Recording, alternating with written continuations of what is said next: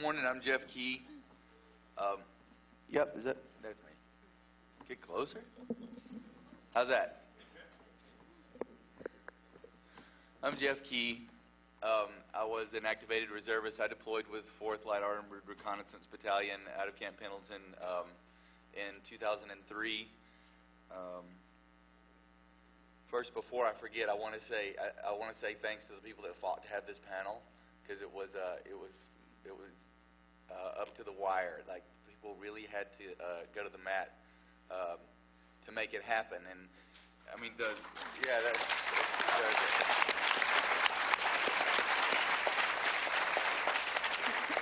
and you can tell by the the cast of thousands up here, the chairs are falling off the end of the stage, that we're really packing about 10 panels into this.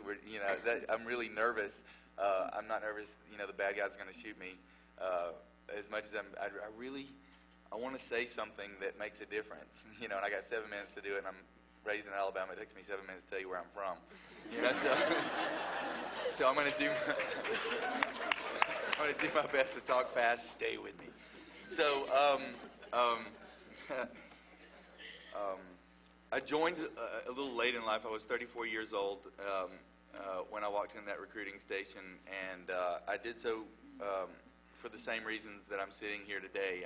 I love America. I know these are dark times, but I believe I've been since I became an activist, I've been in more than half the 50 states, and I have great hope for the future. I turned on C-SPAN this morning when I was getting ready, and somebody was quoting Winston Churchill, and I know I won't do it exactly right, but essentially he said, you can always count on America to do the right thing after they exhaust all other possibilities. So I think we've been exhausting some possibilities, and hopefully we're walking towards the light. I'm an out queer man. I knew under Clinton's Don't Ask, Don't Tell policy that things would not be easy, but I wanted to serve bad enough that I did that I went along with that policy, and I thought I was just kind of not mention it along the way. I was naive. Once you're in a fighting hole with someone who's sharing the deep contents of their soul and willing to take a bullet for you and you for them, to manufacture some bogus life is ridiculous, and I would not spit in their face by doing so. And I have to say that my experience serving as a queer man in the military was very different than some's. People are still assaulted and sometimes murdered for being gay in our military, and those who I believe that institutionalized and governmentally mandated discrimination of any sort, such as a ban on gays in the military, is wrong. It's essentially wrong. It's un-American.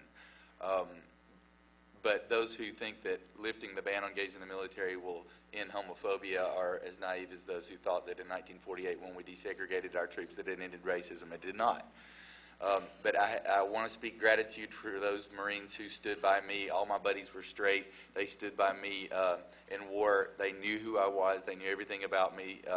They stood by me in my wedding, and they have gone in very public ways and put themselves at risk to speak out for queer serving. So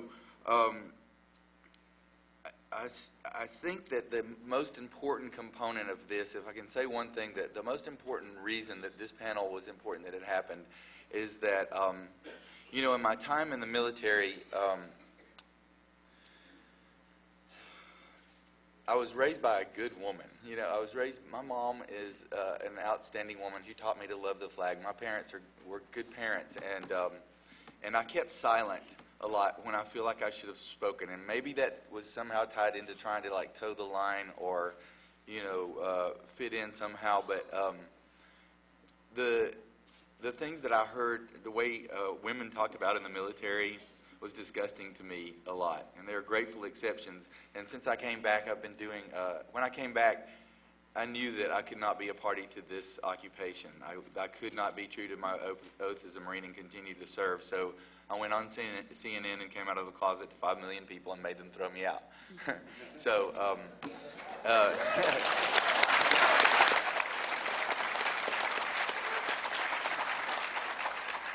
I just heard too many stories about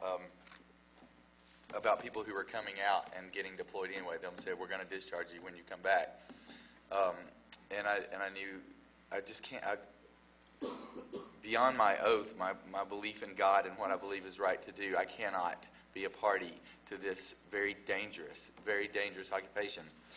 But at the core of this war machine is an ideology that is based on the gender paradigm and homophobia. That still, even in the 21st century, just about the worst thing you can say to a straight teenage boy is that he's queer. And from my personal experience, I can tell you that young straight men, otherwise good men, will go to great lengths and do horrible things to prove that they're not gay. That somehow this idea of men are beings devoid of feelings and compassion, and that women are weak and just a ball of emotion, is at the center of all this. It's at the struggle for women to serve with dignity in the military. It permeates. I mean, it's in the peace movement. It's everywhere. It's got to stop. So I can't go back and change the past, but I can sit here and say that I honor the service of the women who served beside me. And I can tell you now that my highest idea of someone who serves in our military, the code of conduct that they would bring into the battlefield, has everything to do with dispelling these old ways of thinking around gender and sexuality, and everything to do with standing up for what our country supposedly stands for. So it's time for me to shut up and start thinking about what I wish I had said.